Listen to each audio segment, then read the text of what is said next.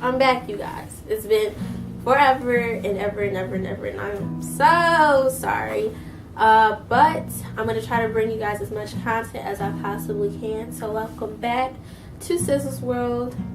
If you're interested in life and what it's like being a student athlete at Howard University, stay tuned, buckle your seatbelts, let's get to it. Oh, make sure you like and subscribe. First things first, freshman year. What is it like? You guys, do not take freshman year lightly. Your first year is so important. It's like the foundation of your college career, both academically and athletically. Academically, even though you might think like a 4.0 isn't obtainable, I promise you it is, and I've seen it done before. While I did not have a 4.0 my first semester, I can assure you that a lot of people did. But because Howard isn't known as an athletic school, some of the people that you see that have 4.0s that are athletes aren't always the starters for their team, and aren't always like the all-stars for their team. But needless to say, there are multiple ways that you can, at least get above a 3.5, above a 3.0. They have study hall for you, for all the athletes, actually, your first year. It is pretty tedious. Like my coach, he does not play about study hall. You have to have, I believe, 6 hours is the minimum. But for my team, if everyone is not on the same track, I promise you, you will spend at least 9 hours max, hopefully, in study hall. That's crazy. That's so crazy. But, you have to make sure that you hold everyone accountable. One band, one sound type of thing. You do that for the whole semester, and then by the second semester, if you have a 3.0 or 2.7, I don't know, a 3.0 or higher, you will not have to go to study hall. But study hall really does help you. Just make sure you stay on top of all your homework, all your assignments, all your papers. And sometimes it is hard to concentrate in study hall because there are other athletes in there as well. But you're able to get so much more done when you're in there compared to when you're in your room. So the next thing is in class. You guys, just because you're not a regular student, just because you're a student athlete does not mean you're exempt from, classwork, from tests, from quizzes, from presentations. Your teachers don't care. Yes, you have a note that says, I'm a student athlete and I'll be missing 1, 2, 3, 4, 5 because of meets. But at the end of the day, you're still supposed to make it up. So don't think that because, you're the top scorer on the basketball team, or, you're the fastest person on your track team, that you're going to be able to miss certain homework assignments, any of that. That does not matter. It's your responsibility to make sure that your assignments are done before you leave for the meet, or that you're going to make up those tests after you come back. Just making sure that you're responsible, you're holding your own self accountable for any assignments or any classwork. The next thing is your health, or your food, your diet. It is so hard at Howard to maintain a healthy diet, y'all. I swear, if you don't have that self discipline to really make sure, okay, I'm gonna eat salad for lunch, I'm gonna eat baked chicken for dinner with no fries, I'm telling you, you're gonna, you think you're not gonna gain weight, but you're gonna see a difference in your body. For me, I was really going through it this semester because I wanted to become a pescatarian. When I tell y'all, it's the hardest thing because there isn't a wide selection of food, especially because we only had one cafeteria since Blackburn wasn't open.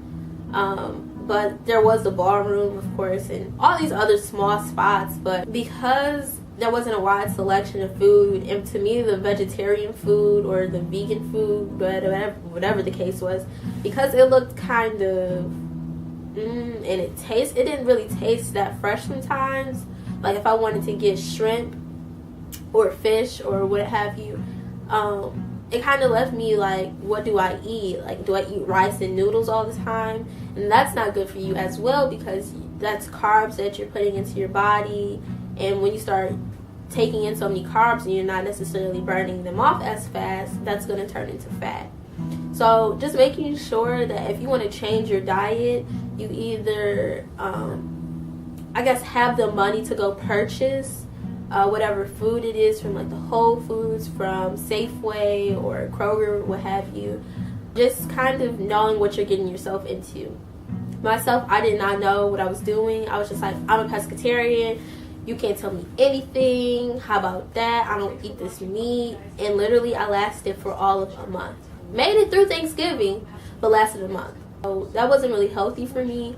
I noticed that I lost so much energy. We would have 2-a-day workouts. Couldn't even make it through. I mean, I made it through it. I could just feel that I didn't have the same amount of energy. So that brings me to my next thing, just maintaining. So for me, 2-a-days can be, they're not challenging, but they will leave you very exasperated. It's very time consuming. So my usual schedule looks like this. Wake up 5 o'clock in the morning, 5:30 in the morning, head to practice at 6. From 6 to maybe 7:30, you're out at the track running. Then you go eat for maybe 20 minutes, 30 minutes tops if you have enough time. Once you make it from there, you have weights at 8 o'clock. Depending on what your schedule is, mine was at 8. Literally, you come back, you have class at 9:40, you're in weights for maybe an hour.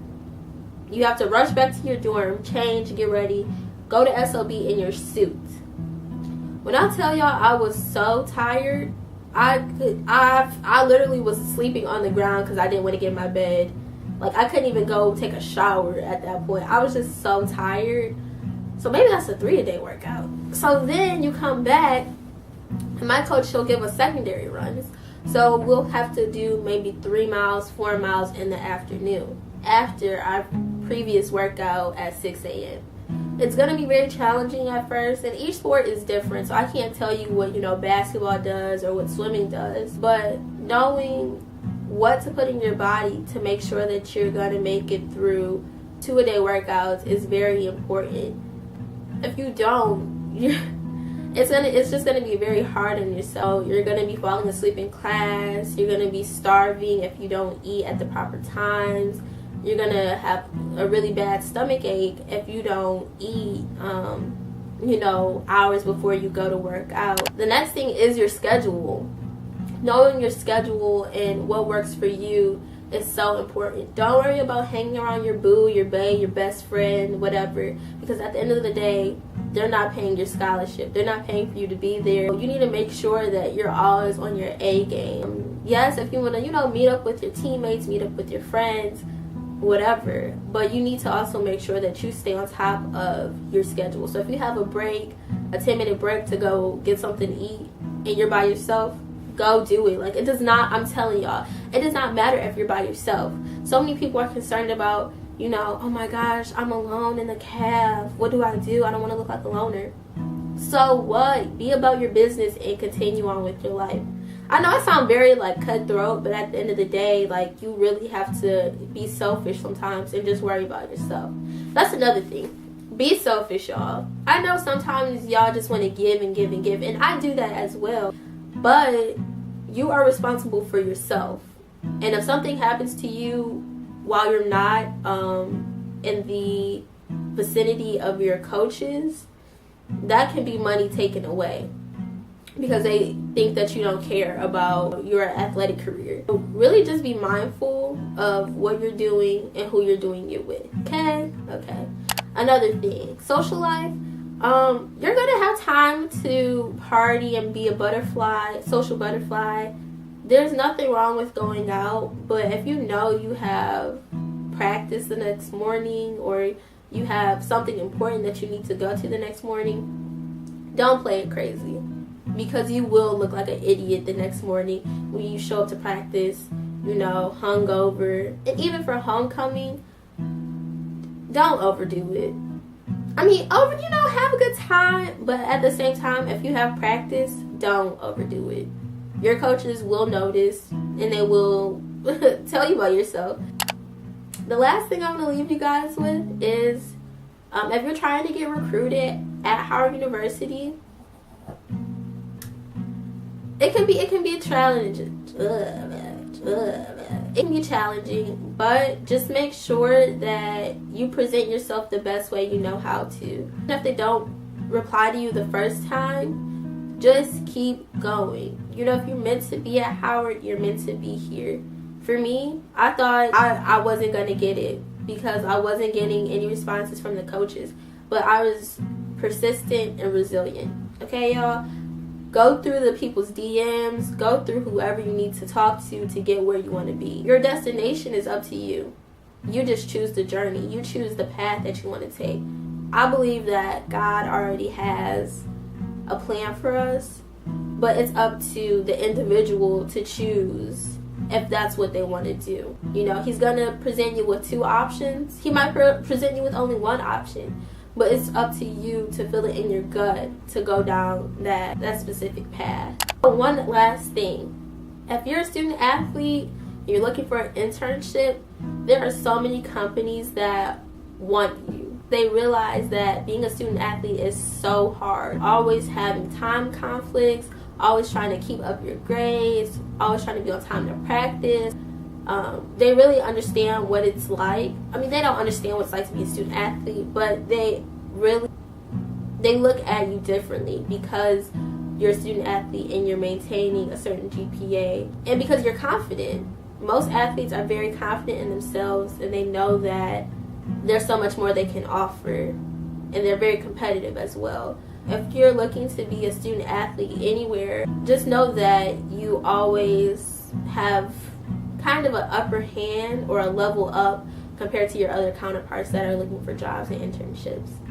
So with that being said, if you're trying to be recruited, as always, hit me up. If you don't know who to talk to, I'm always here. I'm always listening and always ready to give feedback. I hope that helped you guys with understanding what it's like to be a student athlete at Howard University. So that's all I have for you guys. If you have any more questions, comments, concerns, what have you, feel free to leave them in the comments or hit me up on my social media. Until then, I'll see you guys later.